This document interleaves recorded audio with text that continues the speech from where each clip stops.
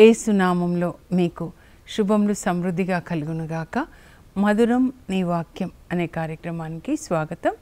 ఈరోజు మనం తపస్కాల సందేశంలో అనే అంశంలో 5వ భాగంగా తపస్కాలము బలమును పొందు కాలం.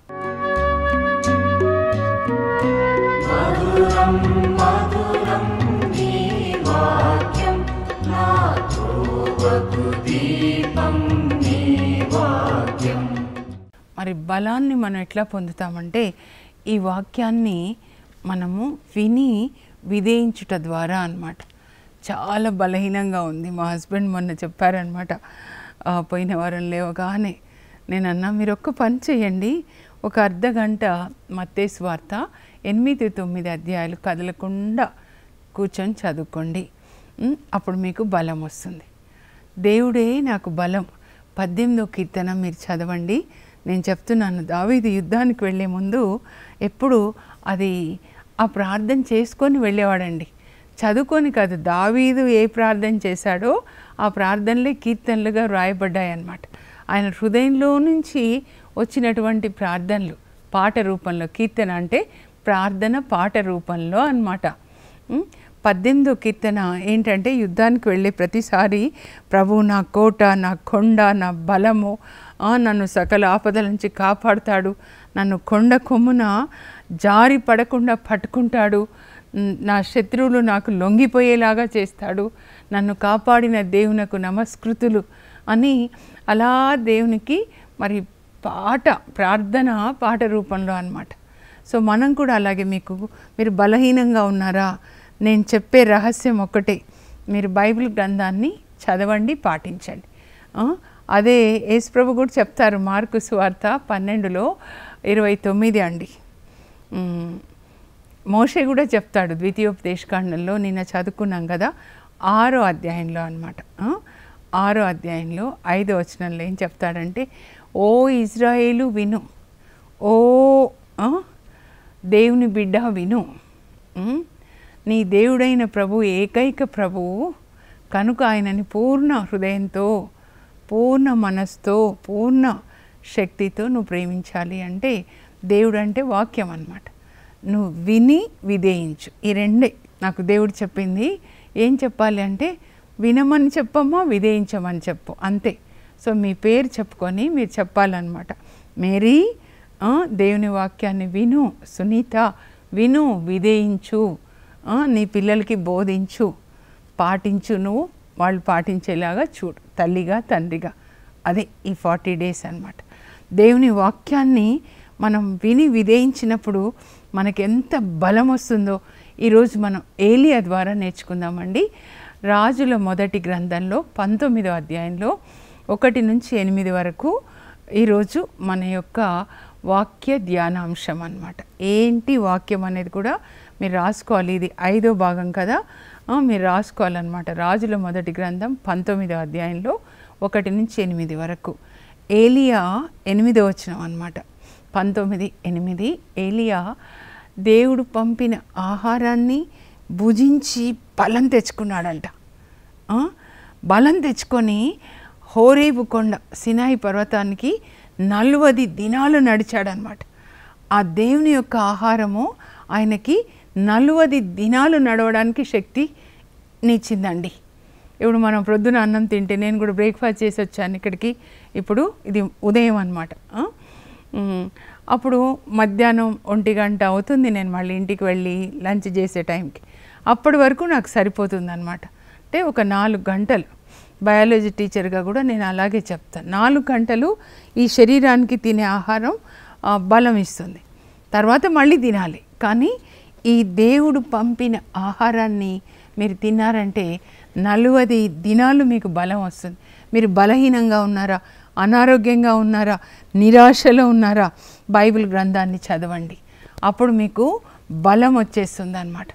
అనారోగ్యంగా ఉన్నారా, మీరు చదవండి. ఇప్పుడే మా డ్రైవర్ వస్తూ ఉన్నప్పుడు, నిన్న రాలేదు, అయితే చెప్పాడు ముందే అన్నమాట, నాన్నని హాస్పిటల్ తీసుకెళ్తాను. ఇప్పుడు అడుగుతూ ఉన్నాను అనమాట వచ్చేటప్పుడు కారులో, ఏమైందయ్యా డాడీకి అంటే, మోకాళ్ళ నొప్పని తీసుకెళ్ళాను చూపించడానికి అని. అప్పుడు నా బైబిల్లో ఒకటి ఇప్పుడు కూడా ఉందండి, చిన్నది 1000 స్తుతులు ఉంటుందన్నమాట. అబ్బా తండ్రి ఆశ్చర్యకరుడు, ఆలోచనకర్త, బలవంతుడైన దేవా, నిత్యుడగు తండ్రి, హల్లెలూయా స్తోత్రము.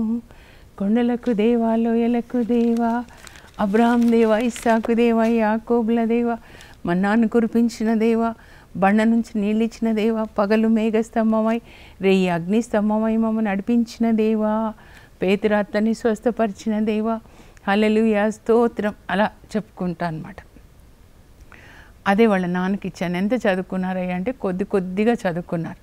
అంటే ఆ రోజులో 4-5 చదువుతారు కదా. సో ఈ పుస్తకం ఇచ్చి, ఇంకా ఇప్పుడు తపస్కాలం కదా, మెల్లగా నాన్నని చదువుకోమను, కుర్చీలో కూర్చొని ఇలా ఎక్సర్సైజ్ చేసుకోమను, వాళ్ళు డాక్టర్స్ ఇచ్చేవి తీసుకోండి, నేను వద్దని చెప్పట్లా, కానీ ఇది యేసు ప్రభు అనే డాక్టర్ ఇచ్చిన మందులు అనమాట. మందుల సీసా అని చెప్పండి, బైబిల్ మందుల సీసా చదువుకోండి. అప్పుడు శరీరానికే కాదండి, డాక్టర్స్ ఎంతవరకు ఇస్తారంటే శరీరం వరకే ఇస్తారు, కానీ మీ మనసు నిరాశలో ఉందనుకోండి, అప్పుడు ఆ మందు పనిచేయదు. మీ ఆత్మ పాపంలో ఉందనుకోండి, ఆ మందు పనిచేయదు. డాక్టర్ దగ్గరికి వెళ్తే ఏం లేదని చెప్తున్నారు, కానీ రోగం ఉంది అంటే నీలో పాపం ఉందన్నమాట. ఆ పాపం పోతేనే నీ శరీరానికి రోగం పోతుంది. మనలో 3 భాగాలు ఉంటాయి. బయటి భాగాన్ని శరీరం అంటారు అన్నమాట. రెండో భాగాన్ని మనస్సు అంటారు, ఇట్లా చూపించిన ఇట్లా. మూడో భాగాన్ని ఆత్మ అంటారు అన్నమాట. సో ఈ 3 ఒక ట్రయాంగిల్ లాగా తీసుకుంటే మూడిటికి లింక్ ఉంటుంది అన్నమాట. ఆత్మలో ఉన్న పాపము మనసులోంచి శరీరం, లేదా శరీరంలోంచి మనసులోంచి ఆత్మ, అలా వెళ్తూ ఉంటుంది అన్నమాట. ఆత్మలో పాపం ఉంటే శరీరంలోకి వస్తుంది, శరీరంలో పాపం ఉంటే ఆత్మకి. అనుకని పక్షవాత రోగిని యేసు ప్రభు దగ్గర తీసుకొచ్చినప్పుడు, కుమారా ధైర్యం వహించు, నీ పాపములు మన్నించబడును గాక అంటారు మత్తయి సువార్త 9:2. ఎందుకంటే ఆయనకి పక్షవాతం పాపం వల్ల వచ్చింది. ఆ పాపం పోతే తప్ప ఆ శరీరానికి రోగం పోదు. నేను చిన్నప్పుడు పొలానికి అమ్మతో కలిసి వెళ్ళేదాన్నండి. నాకు ఇష్టం అమ్మతో కలిసి కలుపు తీయడం, అట్లా చాలా ఇష్టం. పాలు తీయడం కూడా ఇష్టం. 7వ తరగతిలోనే నేను పాలు తీసేదాన్ని మా అమ్మతో. మా అమ్మ తీసిన తర్వాత కూర్చొని అనమాట. అప్పుడు ఒక మిరప చెట్టు ఎండిపోయిందండి, నాకు చాలా గుర్తుంది. ప్రభు ఇది ఎప్పుడు జ్ఞాపకం చేస్తారు. అప్పుడు అమ్మ ఏం చేసింది, లిక్కి ఉంది చేతిలో, దాంతో ఇలా అంటే వేర్లకి పెద్ద ఇంత తెల్లగా బాగా కొవ్వుతో ఉందండి ఒక పురుగు, తెల్లదనమాట. అప్పుడు అమ్మ ఆ పురుగుని చంపేసింది అనమాట లిక్కి. అయితే నేను అడిగాను, అమ్మ నీకు ఎట్లా తెలిసి ఈ చెట్టుకి పురుగు ఉంది అంటే, చెట్టు అంతా ఎండిపోయింది కదమ్మా, వేరుకి పురుగు పడితేనే చెట్టు ఎండిపోతుంది, లోపల పురుగు ఉంది చెట్టు ఎండిపోతుంది, తినేస్తుంది అనమాట. లోపల ఏం చేస్తుందంటే ఆ చెట్టులో ఉన్న రసం అంతా తినేస్తుంది అనమాట. పీల్చుకొని అది బాగా లావైపోయింది.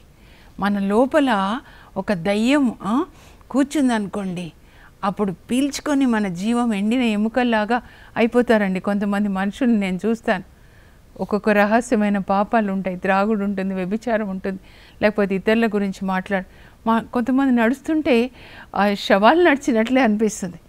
మనలో దేవుని వాక్యం ఉంటే ప్రవహించే నదిలాగా ఉండాలండి మనం ఎప్పుడు కూడా.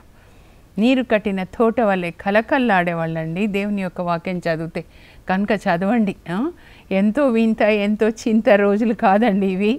యేసు ప్రభుతో కనెక్ట్ అయిపోయి ఆ చెట్టు నుంచి రసం తీసుకొని, యేసు ప్రభు రసం అంటే ప్రేమ కరుణ అందరికీ పంచి, ఇదో చెట్టు ఫలిస్తే కాయలు తింటాం, మామిడికాయలు. మీరే ఆ మామిడి చెట్టు, తీయని మామిడికాయలు కాయాలి, పుల్లటివి కాదనమాట. ఫలించాలి, ఫలించే టైం, శక్తిని పొందే టైం అన్నమాట.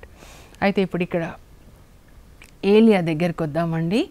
ఏలియాని గురించి మీరు తెలుసుకోవాలంటే 17వ అధ్యాయం, రాజుల మొదటి గ్రంథం 17, 18, 19 తప్పకుండా చదవాలన్నమాట. ఈ 3 అధ్యాయాలు చదవండి. అప్పుడు ఆ ఇజ్రాయెల్ దేశం ఎట్లా ఉంది అంటే, అహబ్ రాజు పరిపాలిస్తున్నాడండి. ఇంకా ఆయన భార్య సీదోను రాకుమార్తె, ఆమె జెజబెల్ అన్నమాట. అంటే సైతాను పుత్రిక అని అర్థం అన్నమాట. అంటే ఆమె చాలా అందంగా ఉందని రాజు పెళ్లి చేసుకుంటాడు. కళ్ళతో చూసి శరీరం అందంగా ఉంది, తెల్లగా ఉంది, లోపల మాత్రము సైతాన్ యొక్క ఆత్మ అన్నమాట. పుత్రిక అంటే సైతానే ఆమె లోపల ఉన్నాడు. పెళ్లి చేసుకుంటే ఆమె వచ్చేటప్పుడు వాళ్ళ పుట్టింటి నుంచి విగ్రహాలన్నీ తెచ్చుకుంటుంది. తన ఇంట్లో పెట్టుకోవచ్చు. సొలొమోన్ భార్యలు ఏం చేశారంటే సొలొమోన్ ఒక భార్యకు ఒక అంతఃపురం కట్టిస్తే వాళ్ళ ఇంట్లోనే పెట్టుకొని వాళ్ళు పూజించారు, సొలొమోన్ని పూజించమన్నారు, కానీ దేశాన్ని పూజించమని చెప్పలేదు. కాబట్టి వాళ్ళు 1000 మంది అయినా కూడా హాని కలగలేదు దేశానికి. సొలొమోన్ కుటుంబానికి హాని కలిగింది. ఈమె ఏం చేసింది, మొత్తం ఇజ్రాయెల్ దేశంలో ఉన్నటువంటి దైవజనులను అందరినీ, యాజకులను, దైవజనులను చంపించేసి అన్నీ మరి సమాజ మందిరాలన్నీ గుళ్ళుగా మార్చేసి విగ్రహాలు తెచ్చిపెట్టి ఆరాధించడానికి కూడా వాళ్ళ పుట్టింటి నుంచి 850 మంది ప్రవక్తల్ని, వాళ్ళ పూజారులను తీసుకొస్తండి. బాలు దేవుడు అంటే మగ దేవుడు అనమాట, వానదేవుడు. వాళ్ళని ఆరాధించడానికి 450 మంది. అషేరా దేవత అంటే భూదేవత, భూ అని అనమాట. అప్పుడు ఆ వర్షం అట్లా పడి కలుసుకుంటే పంటలు పండుతాయి అని అనమాట. సో అందరినీ ఇంకా ఇక్కడ ఉన్న వాళ్ళని చంపించేసి ఇక్కడ దైవజనులని వాళ్ళని తీసుకొచ్చి ఆరాధింపజేస్తుంది అనమాట. అది సైతాన్ పుత్రికలు చేసే పనులు ఇవి అన్నమాట. సొలొమోన్ భార్యలు అలా చేయలేదండి పాపం. 1000 మంది ఉన్నా కూడా ఇలాంటి పని వాళ్ళు చేయలేదు. అయితే ఇంకా అప్పుడు దేవుడు ఏం చెప్తారంటే, అయితే అప్పుడు ఇంకా దేవుడు అహబ్ రాజుకి ఒక సందేశాన్ని పంపించాలి. సీట్లో కూర్చోవడం అహబ్ రాజే కూర్చున్నాడు. ఇజ్రాయెల్ దేశానికి రాజుగా, ఇజ్రాయెల్ ఆయన అబ్రాహం పుత్రుడు, సంతతివాడు. సీట్లో ఆయన కూర్చుంటాడు, కానీ అధికారం భార్య చేతిలో ఉంటుంది అనమాట. ఈయన ఒక రబ్బర్ స్టాంప్ అంటారు చూడండి, ఊరికే అట్లా కూర్చున్నాడు అనమాట. అయితే ఇంకా దేవుడు తన దగ్గర ఉన్న, తన సన్నిధిలో ఉన్నటువంటి ఏలియా ప్రవక్తకి చెప్తాడు, ఏలియా నువ్వు వెళ్ళి అహబ్రాజ్కి నా సందేశంగా చెప్పు, నేను ఆజ్ఞాపించినని తప్ప ఈ దేశాన వాన కానీ మంచు కానీ కురియదు కొంతకాలం అని చెప్పు అంటే వెళ్ళి చెప్తాడు. ఏలియా ఎప్పుడు దేవుని సన్నిధిలో ఉంటాడండి. అందుకే అహబ్రాజ్ దగ్గర చెప్తాడు, నేను దేవుని సన్నిధిలో ఉండు దేవుని యొక్క భక్తుడు. మోషే విన్నాం కదా మనం, దేవుని సన్నిధిలో ఉంటాడు, దేవుడు చెప్పింది వింటాడు, వచ్చి ప్రజలకి బోధించాడు. 8 సార్లు అని చెప్పాను. ఆ మోషే ద్వారా నిర్గమకాండంలో 3 అధ్యాయం నుంచి, అంటే నిర్గమకాండం, లేవియకాండం, సంఖ్యాకాండం, ద్వితీయోపదేశకాండం, 4 ఖండాలు, అంటే ఆ గ్రంథాలు అంతా భూమి మీద దేవుని పని జరుగుతుంది. ఆ మోషే తర్వాత భూమి మీద దేవుని పని జరిగింది చాలా. ఎవరి ద్వారా అంటే ఏలియా ద్వారా అండి. అందుకే యేసు ప్రభుని మనం చూస్తాము దివ్యరూపధారణలో, వీళ్ళిద్దరే అక్కడికి వస్తారనమాట. దేవుని కొరకు వాళ్ళు పోరాటం చేస్తారనమాట. సో ఈయన చెప్పిన తర్వాత వాన కానీ మంచు కానీ కురియదు నేను ఆజ్ఞాపించిననే తప్ప అంటే అప్పుడు వాన ఆగిపోతుందండి 3.5 సంవత్సరాలు. తర్వాత మళ్ళా దేవుడు చెప్తారు, నువ్వు వెళ్ళి కనబడ ఆ రాజుకి, నేను వానలు ఇవ్వాలనుకుంటున్నా, ఎందుకంటే అప్పటికే ప్రజలకి ఆహారం లేకుండా అయిపోతుంది, పాపం చేశారని వాళ్ళు ఏం తింటారు అని ఏలియా వెళ్ళి చెప్పు రాజుకి కనబడంటే, రాజు ఇదిగో నీ పీడ పట్టింది, నీ వల్లనే వర్షాలు ఆగిపోయినాయి అంటే అప్పుడు ఏలియా అంటాడు, నా వల్ల కాదు నీ వల్ల ఆగిపోయినాయి. కార్మెల్ కొండ మీదకి రేపు మీరు ఇజ్రాయెల్ ప్రజలు రండి, నేను నిరూపిస్తాను. అక్కడ ఇదో బాలు ప్రవక్తల్ని కూడా తీసుకొని రమ్మంటే వచ్చేస్తారు 450 మంది. సో వాళ్ళతో చెప్తాడు, మీరు బలిపీఠం మీద ఎద్దుని అలా ముక్కలు కోసి నిప్పు ముట్టించకుండా, అగ్నితో ముట్టించకుండా బలి దహించి వేయాలి కదా, మీ దేవుణ్ణి అడగండి బలిని దహించి వేయమని అగ్నిని పంపించి. నేను కూడా మీలాగే ఎద్దుని పెట్టి నేను కూడా దేవుణ్ణి అడుగుతాను. మన ఇద్దరిలో ఏ దేవుడు అగ్నిని పంపిస్తాడో మన ప్రార్థనకి జవాబుగా, ఆయన నిజమైన దేవుడు, ఉన్న దేవుడే కదండి. ఒకవేళ ఉన్న దేవుడైతే అగ్నిని పంపించాలి, సరేనా అంటే అటువైపు 450 మంది, ఇటువైపు ఏలియా ఒక్కడు. అందరూ ఇజ్రాయెల్ ప్రజలు కార్మెల్ కొండ మీద ఉంటారు, రాజు కూర్చుని ఉంటాడు, ఆయన వాళ్ళందరూ మంత్రులు వాళ్ళందరూ కూర్చుంటారు. ఇప్పుడు వీళ్ళు ఉదయం 6 గంటలకి ప్రారంభిస్తారండి, మధ్యాహ్నం 3 వరకు 450 మంది బలిపీఠం మీద ఎద్దుని ముక్కలు కోసి అగ్నిని పంపించు, అగ్నిని పంపించు అని పిలుస్తూ ఉంటారు. ఏలియా చెప్తాడు, మీ కాలం అయిపోయింది, మీ టైం అయిపోయింది. ఒక టైం వస్తుందండి, దేవుడు ఆపేస్తారండి. అంధకార శక్తుల యొక్క శక్తిని ఆపే సమయం వస్తుంది, దేవుడు తన శక్తిని చూపించే టైం వస్తుంది అన్నమాట. ఆ టైం వచ్చే ముందే ఇలాంటి హింసలన్నీ జరుగుతూ ఉంటాయన్నమాట. దైవజనులని చంపించే హింసలు జరుగుతున్నాయంటే ఆ కాలం తర్వాత దేవుని మహిమ చూసే కాలం వస్తుందన్నమాట. అప్పుడు ఏలియా కూడా అలాగే ప్రార్థిస్తాడండి, ప్రభువా ఇప్పటి వరకు నేను ఏదైతే చేశానో అది నీ మాట చొప్పున చేశాను, నా సొంతగా చేయలేదు కదా ప్రభువా. అబ్రహాం, ఇస్సాకు, యాకోబుల దేవా, ఈ ప్రజలు నీవు దేవుడని తెలుసుకోవాలి, నేను నీ సేవకుడని తెలుసుకోవాలి అంటే పైనుంచి అగ్నిని పంపించి బలిని దహించి వేయ్యా అని ప్రార్థిస్తాడు. ఎందుకంటే నువ్వు ఈ అద్భుతం చేయకపోతే ఈ ప్రజలు మళ్ళా విగ్రహారాధన చేస్తారు, నువ్వు వాళ్ళని శిక్షిస్తావు, వాళ్ళు నశించిపోతారు, వాళ్ళు రక్షణ పొందాలి ప్రార్థన చేస్తాడు. అప్పుడు ప్రభు అగ్నిని పంపిస్తాడండి. అగ్నిని పంపించి బలిని దహించి వేసినప్పుడు పరలోకం నుంచి అగ్నిని చూసినప్పుడు ఈ ప్రజలు అంటారు, అప్పుడు యావే దేవుడు, యావే ఒక్కడే దేవుడు.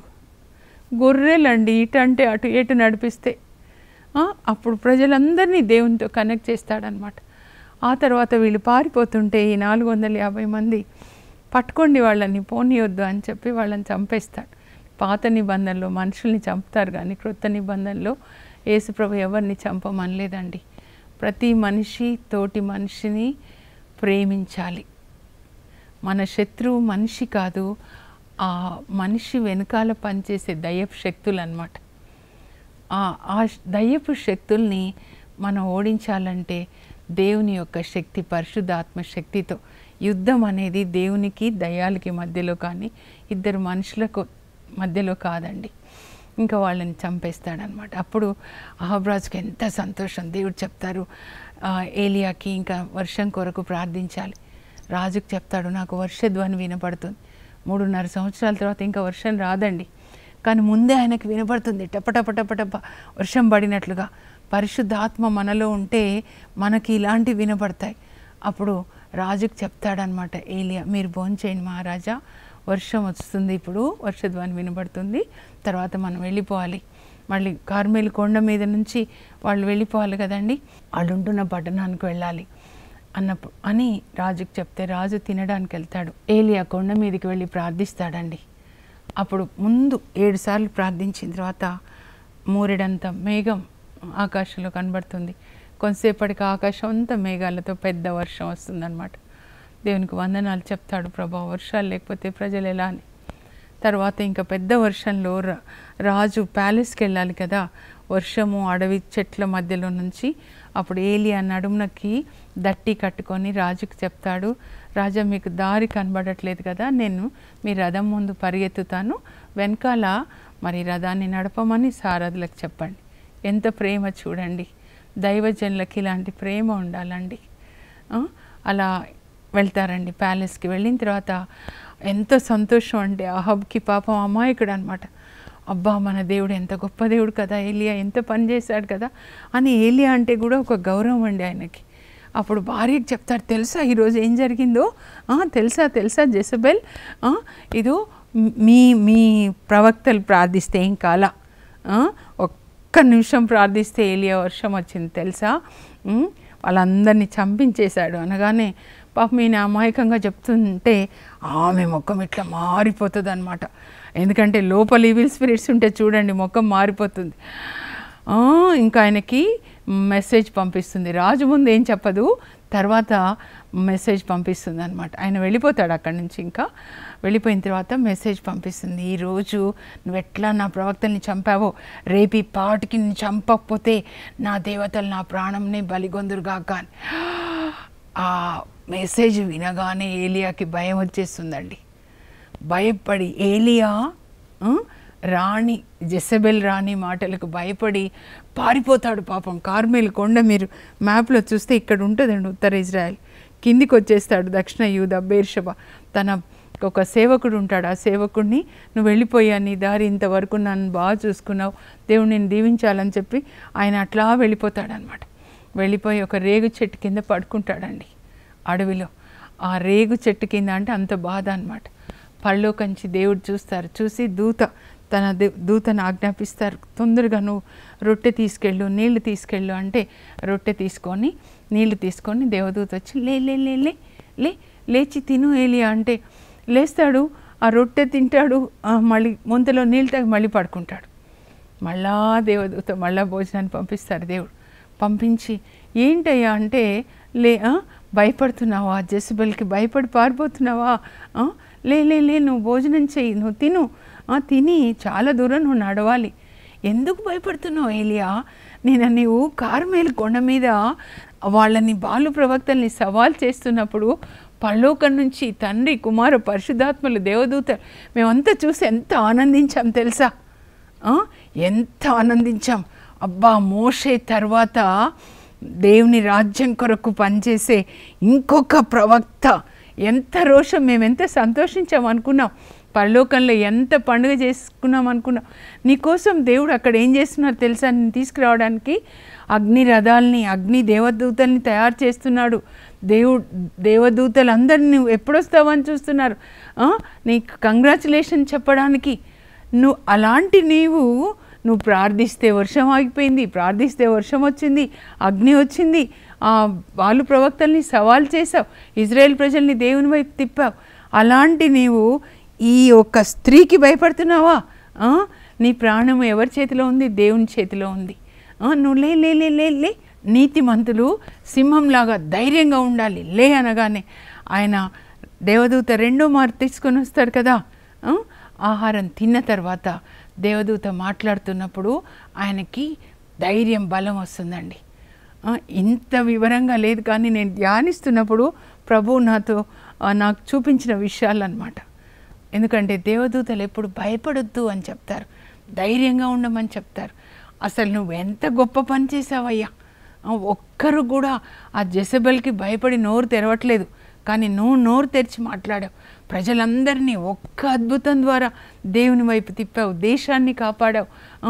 అసలు నువ్వు ఎంత అమూల్యమైన వాడివి, విలువైన వాడివి పరలోకానికి, దేవునికి తెలుసా అని చెప్తే ఆయనకి ధైర్యం వస్తుందండి. అప్పుడు ఆయన ఇంకా నడవడం ప్రారంభిస్తాడు. చక్కా చక్కా చక్కా చక్కా నడుస్తాడు అనమాట. నా ప్రాణాలు నా దేవుని ఆధీనంలో ఉన్నాయి, ఒక స్త్రీ ఆధీనంలో నా ప్రాణాలు లేవు. 40 దినాలు నడుస్తాడు. నడిచి దేవుని కొండ అయిన హోరేబ్కి చేరుకుంటాడు. హోరేబ్ అంటే సినాయి పర్వతమేనండి. అక్కడ మోషే గడిపాడు దేవుని సన్నిధిలో. ఇప్పుడు అదే దేవుని సన్నిధిలో అదే సినాయి పర్వతం మీద ఏలియా ఉంటున్నాడు అనమాట. అప్పుడు పెనుగాలు వచ్చేస్తుంది, తర్వాత భూకంపం వచ్చేస్తుంది, తర్వాత అగ్ని పుడుతుంది. అందులోంచి దేవుడు మాట్లాడారు. దేవుడు మెల్లని స్వరంతో, ఏలియా ఏలియా ఇక్కడ ఏం చేస్తున్నావయ్యా? చూడండి అందరినీ చంపేశారు. మీ బలిపీఠాలంటే మీ సమాజ మందిరాలు, ప్రార్థనా మందిరాన్ని కూలద్రోశారు. నేను ఒక్కడే బ్రతికాను. దేవుడు అదేం పట్టించుకోకుండా నీ పని ఇంకా ఉంది తెలుసా ఏలియా, నువ్వు చేయాలి ఇంకా. హసాయేల్ని సిరియాకి రాజుగా, జెహూని ఇజ్రాయెల్కి రాజుగా, మరి నువ్వు పరలోకానికి రావాలి కదా. మరి నీవు పరలోకానికి రావాలి, మరి నీ యొక్క మిషన్ సేవ కంటిన్యూ చేయాలి కదా. ఎలీషాని నీ స్థానంలో ప్రవక్తగా అభిషేకించు, వెళ్ళు. ఎందుకు భయపడుతున్నావు నువ్వు? నేను నీకు తోడుగా వస్తాను. అప్పుడు ఏలియా కిందికి వచ్చేసి ఆ పనులన్నీ చేస్తాడండి. అంతేకాదు, ఇంకా తర్వాత మీరు చూస్తే ఆయన అహబ్ రాజుని గద్దిస్తాడు నాబోతుని చంపినందుకు. ఆ తర్వాత ఆయన కొడుకు రాజు అయినప్పుడు, అహబ్ రాజు చనిపోయిన తర్వాత 2వ రాజుల గ్రంథంలో 1వ అధ్యాయంలో అహబ్ రాజు కొడుకు, పెద్ద కొడుకు అహస్య అనమాట, రాజు అయినప్పుడు ఆయనకి కింద పడతాడనమాట. వరండాలో నడుస్తూ కింద పడి కాలికి గాయం అవుతే ఆయన సేవకులకి చెప్తాడు, మీరు ఫిలిస్తే దేశానికి వెళ్ళి ఎక్రోన్ దేవత బాల్సెబూబ్ అంటే మంత్రగాళ్ళ దగ్గరికి వెళ్ళి అడగండి నాకు జబ్బు నయమవుతుందా అని. అప్పుడు దేవుడు ఏలియాకి చెప్తారు, అదిగో ఆ రాజు ఆ మంత్రగాళ్ళ దగ్గరికి పంపిస్తున్నాడు, ఆయనకి జబ్బు నయమవుతుందా కాదా అని. ఇజ్రాయెల్ దేశంలో దేవుడు లేడనా? ఆ మంత్రగాళ్ళ దగ్గరికి ప్రక్కన దేశానికి పంపిస్తున్నాడు. నీవు దేవుని నమ్మకుండా వాళ్ళని నమ్మావు కాబట్టి నీ పడక మీద నుంచి లేవవు, చస్తావు అనే మాట చెప్పేయి అనగానే చెప్పేస్తాడండి. ఏలియా రాజు సేవకులకు చెప్తాడు, దేవుడు చెప్పాడు ఈ మాట అని. అప్పుడు వాళ్ళు వెళ్ళి రాజుకు చెప్తారు. రాజు అంటాడు, ఇంత తొందరగా ఎట్లా వచ్చేసారు ఫిలిస్తే దేశం నుంచి అంటే, మేము వెళ్ళలేదయ్యారా, దారిలో ఒక ఆయన కనబడి చెప్పారు, మీ రాజు చస్తాడు, పడక నుంచి దిగడని చెప్పు, ప్రక్కనున్న దేశంలో మంత్రగాళ్ళని సంప్రదించాలా బాల్సెబూబుని అంటే. ఎవరైనా అంటే దుప్పటి కప్పుకొని గొంగళి కప్పుకొని ఉన్నాడయ్యా అంటే, తప్పకుండా ఏలియాని అని ఒక సైన్యాధికారిని పిలిచి ఒక 50 మంది సైనికులను తీసుకెళ్ళి ఏలియాని పట్టి బంధించి తీసుకురండి అంటాడు. అప్పుడు ఏలియా కొండ మీద కూర్చుంటాడు, ఎప్పుడు కొండ మీదనే, ఈ లోకానికి దూరంగా దేవుని సన్నిధిలో అనమాట. అప్పుడు కింద సైన్యాధికారి 50 మంది సైనికులు వచ్చి సైన్యాధికారి అంటాడు, దైవభక్తుడా నువ్వు కిందికి దిగిరా, రాజు నిన్ను బంధించి పట్టుకొని తీసుకొని రమ్మంటున్నారు. 2 రాజులు 1:10. నేను నిజంగా దైవ భక్తుడనేని పైనుంచి అగ్ని దిగొచ్చి నిన్ను నీ బంటులను కాల్చివేయనుగాక అనగానే దేవుడు అగ్నిని పంపించి కాల్చేస్తాడని. అప్పుడు అహస్యరాజు ఇంకొక సైన్యాధికారి ఇంకో 50 మందిని పంపిస్తే ఆయన కూడా అలాగే అంటాడు, రాజు నేను రమ్మంటున్నారు కిందికి దిగిరా అంటే, నేను రాజు రమ్మంటే కిందికి రావాలా, నేను దైవ భక్తుడనేని పైనుంచి అగ్ని దిగొచ్చి నిన్ను నీ బంట్లను కాల్చివేయనుగాక. అలాగే జరుగుతుందండి. ఏలియా నోటి మాట దేవుడు జరిగిస్తూ ఉన్నాడనమాట. 3వసారి పంపించినప్పుడు వాళ్ళు దండం పెడతారు, అయ్యా వద్దయ్యా, పైకే వస్తాడు సైన్యాధికారి, దయచేసి అని, మీరు రండి రాజు రమ్మంటున్నాడు. అప్పుడు వస్తాడు, రాజుతో చెప్తాడు, నువ్వు అక్కడికి పంపిస్తావా, కనుక నువ్వు పడక దిగవు, నువ్వు చస్తావు అని రాజుకి ధైర్యంగా చెప్తాడు. అహబ్రాజు కొడుకు అనమాట ఇది. అయితే ఇక్కడ ముఖ్యమైనది ఏంటంటే బలం గురించి చెప్పాలి కదండి. బలం ఎక్కడ వస్తుందంటే దేవుని యొక్క వాక్యంలో ఉంటుందండి. ఈ వాక్యం మనకి బలాన్ని ఇస్తుంది అనమాట. యెషయా 40:31 మీరు చదివితే, ప్రభుని నమ్మిన వాళ్ళు నూతన బలాన్ని పొంది పక్షి రాజులాగా రెక్కలు చాచి పైకి ఎగురుతారు. అంటే ప్రభుని నమ్మడము, ఎక్కడైనా విశ్వసించండి లేదా నమ్మండి అని ఉంటే అక్కడ మీరు విధేయించండి అని రాసుకోండి. అంటే దేవుని మాటకి ఎవరు విధేయిస్తారో వాళ్ళు నూతన బలాన్ని పొంది పక్షి రాజులాగా పైకి ఎగురుతారంట. మనం మోషేని చూసాం కదా, 120 సంవత్సరాలండి. దేవుడు పిలిచినప్పుడు మండుచున్న పొద ద్వారా మాట్లాడుతూ ఆయన వయసు అప్పుడు 80, 40 సంవత్సరాలు నడిపిస్తాడు 120. ద్వితీయోపదేశకాండం చివరి అధ్యాయం 34లో ఆయన చనిపోతే దేవుడే సమాధి చేస్తారు. అయితే అప్పటికి 120 సంవత్సరాలు ఆయన కంటి చూపు మందగించలేదు, ఆయన శక్తి మజిల్ పవర్ నశించలేదు, జవసత్వములు బలం ఉడిగిపోలేదని ఉంటుందన్నమాట. ఎందుకంటే దేవుని యొక్క మాట వింటున్నాడు, విధేయిస్తున్నాడు. ఇలా చేయండి, ఇలా చేశాడు. మీరు చదవండి. ఆ మోషేని ఏలియాని మనం ఆదర్శంగా తీసుకుందాము. ఇది శక్తిని పొంది దేవుని పని చేసే కాలం అన్నమాట. మోషే వల్ల పైనుంచి దేవుడు కొండ మీద నుంచి గుడారంలోనికి, అంటే ప్రజల మధ్యలోనికి వచ్చి నడిపించాడు. ఏలియా వల్ల ప్రజలు విగ్రహారాధన నుంచి దేవుని వైపు తిప్పబడ్డారు. ఆ కృప దేవుడు మీకు ఇచ్చుదురుగాక. ప్రార్థన చేసుకుందాం. పరలోకపు మా తండ్రి, మీ పరిశుద్ధ నామమునకు స్తోత్రం కలుగునుగాక. మీ వాక్యంలో బలం ఉంది ప్రభా, ఆ బలాన్ని మాకు దయచేయండి. మోషే మీ యొక్క వాక్యాన్ని విన్నాడు, దాన్ని విధేయించాడు. అలాగే ఏలియా కూడా మీ వాక్యాన్ని విన్నాడు, అదే విధేయత ఆయన కూడా కలిగి ఉండి బాలు ప్రవక్తల్ని సవాల్ చేసి ప్రభా ఇజ్రాయేల్ ప్రజల్ని దేవుని వైపు తిప్పాడు. అలా అంధకార శక్తులని, సాతాన్ని సవాల్ చేసే అగ్ని అభిషేకం బలం ప్రభా, ఆత్మ బలాన్ని మాకు దయచేయండి నాయన.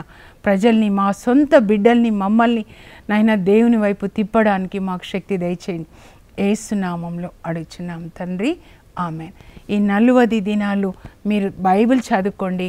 4 సువార్తలు, కీర్తనలు, వీలైతే మొత్తం బైబిల్ చదవండి. ఇప్పుడు నేనేది చెప్తున్నానో అది కూర్చొని చదవండి. తర్వాత మీ పిల్లలకి బోధించండి. ఆత్మకి అన్నం పెట్టే రోజులు 40 రోజులు దేవుడు ఆ కృప మీకు దయచేదురుగాక. God bless you. Have a blessed day.